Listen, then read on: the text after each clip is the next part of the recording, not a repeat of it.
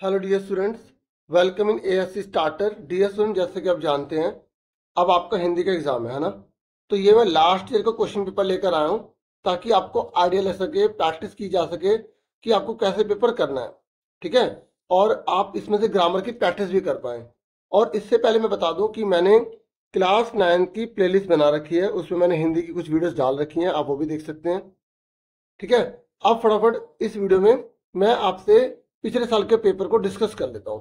देखिए, सबसे पहले आपके एग्जाम में पैसेज आएगी। ठीक है, पैसेज जैसे कोई भी आए आप कर सकते हैं। अभी थोड़ा सा पेज जो है ना इस तरीके से हो गया था, फट गया था। ठीक है, तो मैंने कहा फिर भी यूजफुल तो है ना बच्चों के लिए, कोई हंसेगा नहीं है ना। चलो देखो, ये आपके लिए पैसेज है, एग्जाम में पैसेज आएगी। पैसेज पढ़ने के बाद आपको अच्छे से पढ़ने के बाद फिर प्रश्नों के उत्तर देने हैं। देखो कैसे क्वेश्चन आंसर आ रहे हैं। देखो, पिछली बार तो एमसीक्यू में दिए, इस बार एमसीक्यू में हो सकता है आपको ना मिले, आपको उसमें ढूंढ के खुद करने पड़ेंगे। ठीक है, ठीक है, ये क्वेश्चन कैसे है। पैसेज तो देखो हमेशा नहीं आएगी, अलग आएगी। तो मैं सिर्फ दिखा रहा हूँ कि कैसे कैसे पेपर में आया, बाकी ग्रामर में इसमें समझाऊंगा आपको। ठीक है, और आंसर की जैसे है ना, ये देखो हमारे पास आंसर की भी अवेलेबल, मैंने इसकी ऑलरेडी वीडियो बना दी थी। ठीक है, पिछले साल वाली है ना ये, इसलिए। तो आप अगर आंसर की देखना चाहते हैं ना, आप क्या लिखेंगे, क्लास 9 हिंदी आंसर की मॉर्निंग शिफ्ट एएससी स्टार्टर 2023-24। तो ये आपको आंसर की सारी मिल जाएगी। मैं इसमें आपको इस पेपर में ग्रामर सारे समझा रहा हूँ। ठीक है, और आपकी रिवीजन हो जाएगी। तो ये पैसेज आएगी, फिर उसके बाद एक दूसरा आएगा यहाँ पे, कविता के रूप में आएगी। ठीक है, तो कविता आएगी, कविता को आपको पढ़ना है, अच्छे से पढ़ना है, और फिर उसके प्रश्न उत्तर आएंगे, उसको आपको करना है। ठीक है, सुन रहे ना मेरी बात। तो ये इस तरीके से, ठीक है, ये हो गई कविता। उसके बाद यहाँ पर हमारा स्टार्ट हो जाएगा ग्रामर का पोर्शन। अब क्या है, देखो पिछले साल तो एमसीक्यू दिए हैं, इस बार एमसीक्यू नहीं आएंगे ग्रामर में, तो बिल्कुल नहीं आएंगे। अब आप मुझे आंसर बताएंगे कि क्या होगा। कि देखिए, पहला जो दे रखा है यहाँ पर, इसने बोला प्रतिभावान में प्रत्यय बताइए। आपको बताना है कि प्रतिभावान में कौन सा प्रत्यय होता है। देखो, प्रत्यय वो होते हैं जो पीछे लगता है, ये बात आपको पता है। पर एक बात ये भी याद रखना, प्रत्यय को हटाने के बाद जो शब्द बचता है उसका अर्थ होना चाहिए। तो जैसे वान है यहाँ पर, तो वान को हटाओ तो प्रतिभा का मतलब है ना, है ना। तो इसलिए इसका आंसर क्या होगा, वान होगा, सी आ जाएगा इसका। ठीक है, आंसर की क्या करेगी मैटर जब हम समझा रहे हैं तो। ठीक है ना, अब सुनो, असंख्य में कौन सा उपसर्ग है जो, अब देखो उपसर्ग होता है जो आगे लगता है। आ हटाओ, संख्या का मतलब है, तो आ कहलाएगा। अगर मैं अस हटा दूंगा तो खय का मतलब नहीं होता, संख्या हटा दूंगा तो या का कोई मतलब नहीं होता। तो याद रखना, उपसर्ग उसे ही कहते हैं जिसको हटाने के बाद मूल शब्द बचे और मूल शब्द का अर्थ हो।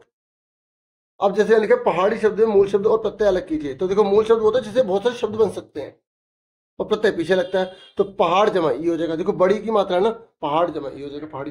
पर एक बात सुन लो, एग्जाम में एमसीक्यू नहीं है, आपको खुद एग्जाम में ऐसे करके लिखना पड़ेगा, पहाड़ जमा ई। मेरी बात समझ में आ गई। उसके बाद नेक्स्ट देखो, कुमार्गी शब्द में उपसर्ग और प्रत्यय अलग कीजिए, तो कु जमा मार्गी, ये आंसर आ गया। ठीक है, अच्छा अच्छा, एक बात सुनो, इसने बोला है मूल शब्द अलग नहीं करने के लिए बोल रहा, मतलब इसके अंदर ही दो हैं, उपसर्ग भी है और प्रत्यय भी है, तो आपको दोनों अलग करने हैं। तो देखो, उपसर्ग कौन सा है, कु लिख देना, ये उपसर्ग है। ऐसे एग्जाम में तो पूरा लिखना पड़ेगा ना। और प्रत्यय जो पीछे लगता है, ये ई की मात्रा लगी, बड़ी वाली ई की मात्रा, तो ये प्रत्यय है। ठीक है, समझ में आ गई। इस तरीके से पूरा पूरा ऐसे आपको दिखाना पड़ेगा एग्जाम में आंसर शीट में। अब देखो यहाँ पर इसने बोला है इसमें आपको मैचिंग करनी है। अब यहाँ थोड़ा सा फटा हुआ पेज है, तो देखो हम थोड़ा सा देख लेते हैं ना। देखो ये पन पीछे लगा है तो प्रत्यय हो गया। ठीक है, घुमक्कड़ में अक्कड़ है, बाकी तो मिस प्रिंटिंग हुई है, मतलब आप समझ के क्या हुआ है, कटिंग हुई है। ठीक है ना। अब देखो फोर्थ पे देखिए, फोर्थ में बोला है समास पर आधारित 5 बहुविकल्पी प्रश्नों में से किन्हीं 4 को करना है। तो अब ये पता है क्या है, समास आ गए। Next topic.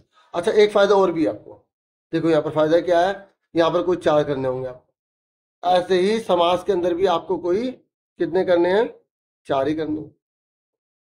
ठीक है, तो यहाँ लिखा है गुण दोष समस्त पद का समास विग्रह क्या होगा। देखो, समास विग्रह आपको समास के सारे टाइप पता होने चाहिए। तो जब यहाँ पे डैश लग जाए तो दोनों की बराबर वैल्यू हो, ठीक है, तो उसे हम द्वंद्व बोलते हैं, या दोनों में कंपटीशन हो रहा हो तो द्वंद्व समास कहलाता है। समझ में आ गई कि द्वंद्व समास किसे कहते हैं?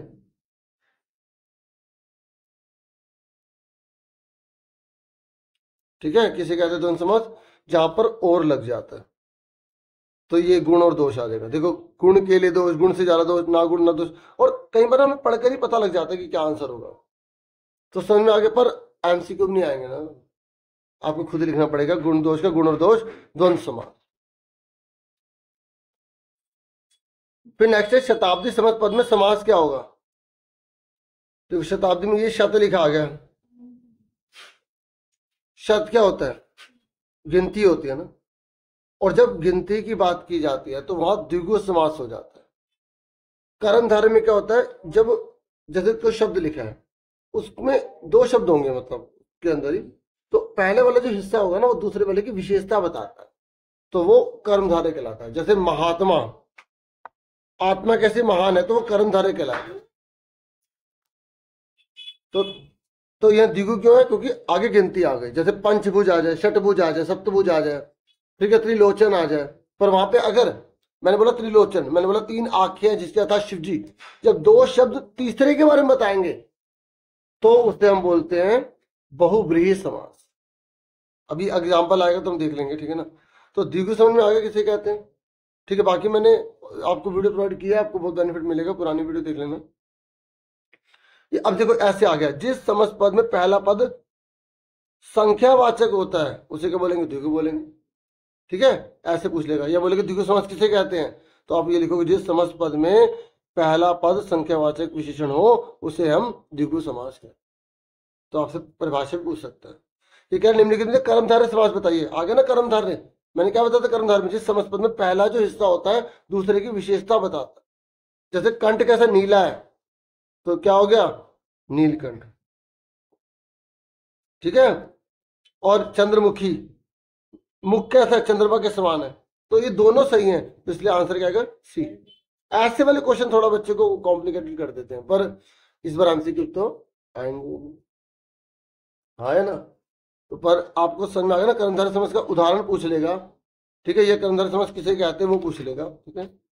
उसके बाद नेक्स्ट देखो, यहाँ पर आपको मैचिंग करनी है।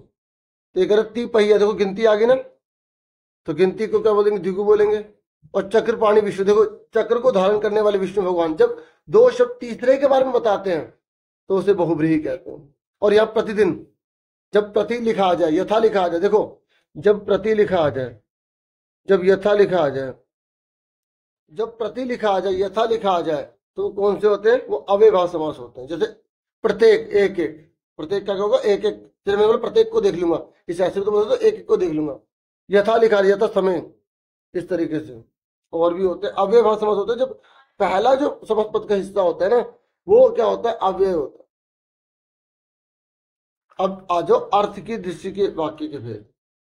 तो देखो बहुत आसान है ये कह रहा है क्या तुम सोने से पहले ब्रश करते हो? यहाँ क्या आ गया? क्वेश्चन पूछ रहा है, तो क्या हो गया? प्रश्नवाचक हो गया। ये कह रहा है बाईस युक्ति है तो मैं घर जाता, ये क्या दे रहा है? संकेत दे रहा है ना, तो ये संकेतवाचक हो गया, ठीक है। गीले कपड़े धूप में सुखा दो, ये क्या दे रहा है? आदेश दे रहा है, लेकिन यहां पर निषेध में बनाना है इसको। जो क्वेश्चन पढ़ो कह रहा है निषेध में बदलो, निषेध में तो होता नहीं लगाओ, तो गीले कपड़े धूप में मत सुखाओ,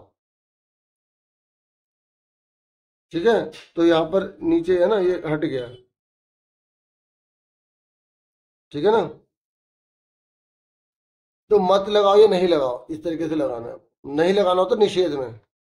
अगर जिन वाक्यों में इच्छा, कामना, आशीर्वाद दिया जा रहा हो तो वो क्या होगा? इच्छावाचक, हाँ है ना। संदेहवाचक जहां पे शायद अरे शक हो रहा है, ठीक है। अब आ जाओ अलंकार पर। अलंकार में देखो आपके एग्जाम में 4 ही आ रहे हैं, ठीक है, तो 4 इसमें कवर हो जाएंगे पेपर में। मत मेरी काल कोठरी काली, देखो क आ रहा है, जब पहला वर्ण समान आता है उसे अनुप्रास अलंकार कहते हैं। और यमक का मतलब होता है जब वाक्य में 2 शब्द है दोनों के मतलब अलग अलग हो, ठीक है। जब वाक्य में 2 शब्द है दोनों के मतलब अलग हो, जैसे वह 3 बेर खाती है, वह 3 बेर खाती है, तो बेर, पहले बेर का मतलब खाने वाले बेर, दूसरे बेर का मतलब बार होता है। जैसे मैंने बोला काली घटा का घमंड घटा, काली घटा का घमंड घटा, तो पहले घटा का मतलब क्या है, बात है, दूसरे घटा का मतलब होता है कम होना, तो वो यमक अलंकार हो जाएगा। कनक कनक तो चोगनी मादकता दिखा, तो कनक कनक दोबारा, अगर दो शब्द दिख जाए ना और दोनों के मतलब अलग अलग ही होंगे, क्योंकि आपको इतना तो वो जरा हाई फाई देने वाले नहीं है, तो वो कौन सा अलंकार होगा, यमक अलंकार। ठीक है। और मानविक अलंकार आपके कोर्स में नहीं है, मतलब इस समय आपके फाइनल टर्म के। उपमा अलंकार में क्या होता है, जब उपमेय में उपमान की समानता बताई जाए, मतलब जब सा सी से सम सरिस इस प्रकार की बातें आती है तो उसे उपमा अलंकार कहते हैं। समझ में? उपमा अलंकार क्या होता है, सासी से सर समारे, जैसे मैंने बोला मखमल पर झूल पड़े हाथी सा टीला, मतलब मखमल पर झूल रहे, ऐसा लग रहा हाथी के टीले पे झूल रहे, मजा आ रहा, आनंद आ रहा। जैसे हाय फूल सी कोमल बच्ची हुई राख की ढेरी, देखो एक प्यार से फूल जैसी बच्ची थी, उसको जला दिया गया। ये अंग्रेजों में एक नैना की कहानी है, जब आप 9th में पढ़ोगे, मतलब अब नैना की कहानी आपने पढ़ी होगी, हाँ अब तो 9th में है। ठीक है, ओके। उसके बाद नेक्स्ट है क्षितिज अटारी गहराई दामिनी दमकी, तो बताओ कौन सा अलंकार है इसमें। क्षितिज अटारी गहराई दामिनी दमकी, देखो दा दा आ रहा है यहाँ पे। ठीक है, तो कौन सा अलंकार हो गया। देखिए इसमें अनुप्रास भी है, दादा आ रहा है, लेकिन अनुप्रास तो ऑप्शन में नहीं है। तो आपको मैं बता दूं, जब एक ही शब्द के एक से ज्यादा मतलब होते हैं तो उसको तो हम श्लेष कहते हैं, लेकिन अगर हम किसी को पूरी तरह वही मान लें कि उसमें कोई अंतर नहीं, क्षितिज अटारी गहराई दामिनी दमकी, तो क्षितिज को अटारी माना गया, ठीक है, और दामिनी जो है वो दमक रही है, बिजली मतलब दमक रही है, वो चमक रही है, तो मतलब किसी में कोई अंतर ही ना हो, जब हम रूप गुण दशा में अभेद कर देते हैं वह रूपक अलंकार होता है। पर ये आपके कोर्स में नहीं है तो इसको आप रहने दो। ठीक है, फिर नेक्स्ट है या मुरली मुरलीधर की अधारण धरी अधारण धरूंगी। देखो इधर मुरली और मुरलीधर दो बार आ रहा है, दोनों के मतलब अलग है। एक मुरली कौन है, बजाने वाली मुरली, एक मुरलीधर कृष्ण भगवान है। जब दो शब्द आए दोनों के मतलब अलग अलग हो तो उसे हम कौन सा अलंकार बोलते हैं, यमक अलंकार कहते हैं। ठीक है, फिर नेक्स्ट देखो ये कह रहा है निम्नलिखित में उपमा अलंकार पहचानिए। उपमा अलंकार में मैंने क्या बताया था, पूरी लाइन में क्या होता है, साथ ही से समसरी साथ आता है, ये आ गया, सी आ गया ना। फिर ये कह रहा है किन्हीं दो वस्तुओं के गुण आकृति स्वभाव आदि में समानता दिखाई दे, अभी मैंने बताया ना रूप गुण दशा में समानता बताई जाए। अगर जब असमानता हो जाती है, मतलब कोई अंतर ही नहीं है, तब तो रूपक होता है, लेकिन अगर समानता जैसा जैसा दिखाई जाए, साथ ही से आ जाए, तो वो उपमा अलंकार होता है। तो यहाँ परिभाषा आ गई, तो एग्जाम में आपके परिभाषा पूछ लेगा तो आपको परिभाषा बतानी पड़ेगी। तो देखिए फिर आपके एग्जाम में जब सारी ग्रामर जैसे कर लेते हैं तो फिर आप 7th नंबर पर आप पैसेज देखेंगे, बुक में से देखेंगे। ठीक है, तो बुक में से जब आप इस पैसेज को पढ़ेंगे तो फिर आपको आंसर करने होंगे। ठीक है ना, आंसर करने होंगे। फिर उसके बाद आप आगे देखेंगे आपकी बुक में से क्वेश्चन आंसर आएंगे। ठीक है, ऐसे ग्रुप में दे देंगे आपको, आंसर इसमें करने होंगे। फिर उसके बाद आप में बुक में से कविता आएगी तो उसके आपको आंसर ऐसे करने होंगे। ठीक है, उसके बाद देखो काफी पेपर जैसे हमने चैप्टर पढ़ा है तो उसी में कवर हो जाएगा। फिर उसके बाद देखो प्रश्न उत्तर आएंगे, तो प्रश्न उत्तर के आंसर जो है मैं आपको यहाँ दिखा देता हूँ। ठीक है, पहले आप जो है ना पहले पेपर देख लो, फिर अगर जिसको आंसर पढ़ने हो तो वो पढ़ सकता है। ठीक है, मैं सिर्फ अभी इसमें इतना ही कर पाऊंगा। ठीक है, तो ये देखो ये सारे क्वेश्चन है। ठीक है, 11वां है, तो 11वें के आंसर यहाँ पे आप देख सकते हैं, थोड़ा इसे मैं बड़ा कर देता हूँ।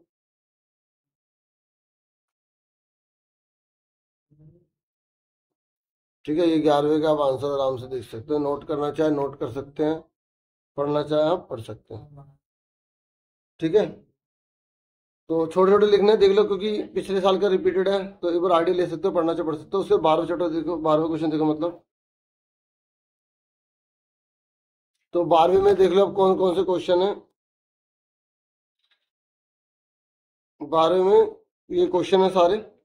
ठीक है, तो आप इनके आंसर भी 12वीं के सारे नोट करना चाहे नोट कर सकते हैं। ठीक है, ये इस तरीके से।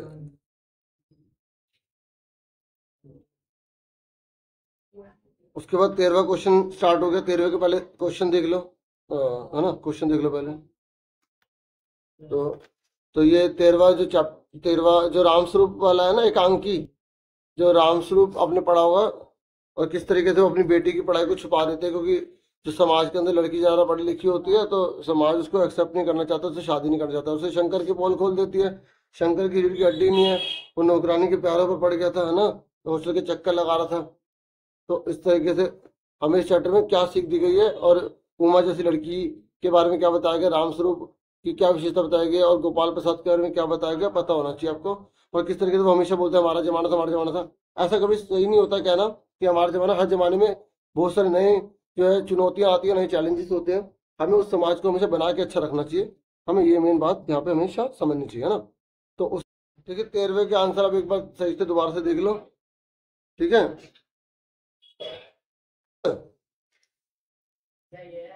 तो उसके बाद अब देखो 14 पे देखो, 14 नंबर पे देखो आपको अनुच्छेद लिखना है, पैराग्राफ लिखना है, ठीक है। पैराग्राफ देखो 3 में से कोई एक करना है, हिंट दे रखी है, आपने बना बना के सारा आप लिख देना, ठीक है।